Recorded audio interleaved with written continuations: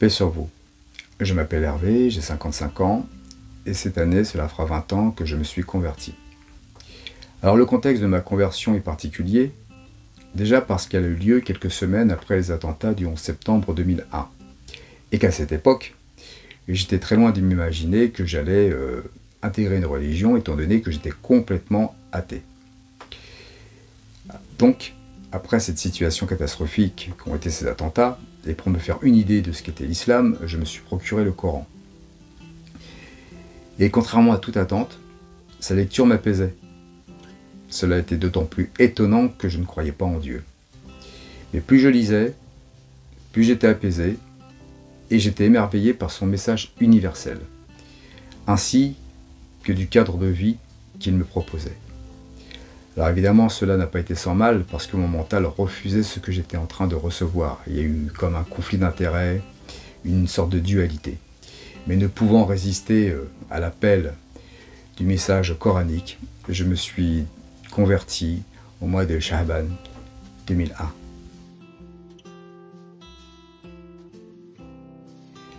Cette première expérience avec Dieu a permis de me transformer et d'évoluer.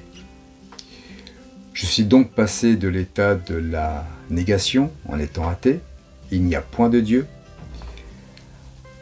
à celui de l'affirmation en devenant croyant, que Dieu, il n'y a point de Dieu, que Dieu. La boucle est bouclée.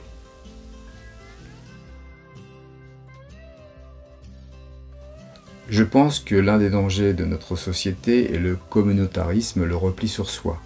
Religion veut dire être lié à Dieu, mais aussi être lié aux gens, qu'ils soient juifs, chrétiens, esséniens ou sans religion.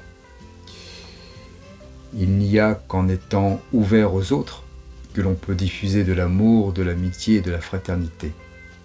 Et d'ailleurs, il n'y a qu'une seule communauté, c'est toute l'humanité. À mon niveau, qu'est-ce que je fais pour réconcilier l'humain à son prochain ? Eh bien, je reprendrai ce que nous a enseigné notre shir, il faut être dans l'agir spirituel, et que l'agir n'était pas un luxe mais une nécessité.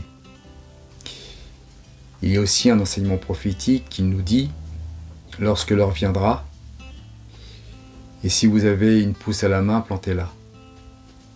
Eh bien, c'est ce que j'essaye de faire, et c'est ce que je fais. C'est de planter des pousses d'amour, d'amitié et de fraternité, pour que cette action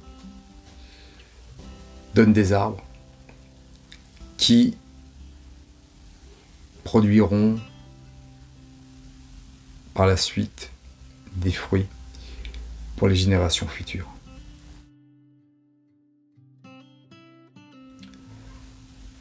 Si j'avais 3 vœux à faire, mon premier serait qu'après cette pandémie et ce confinement mondial, que les hommes et les femmes qui constituent cette humanité se parlent, mais surtout se comprennent. Mon deuxième vœu serait une meilleure prise de conscience sur l'écologie, sur nos ressources, que Dieu nous a gratifiées, mais que malheureusement l'humain dilapide. Et mon troisième vœu est que Dieu nous aide et nous protège.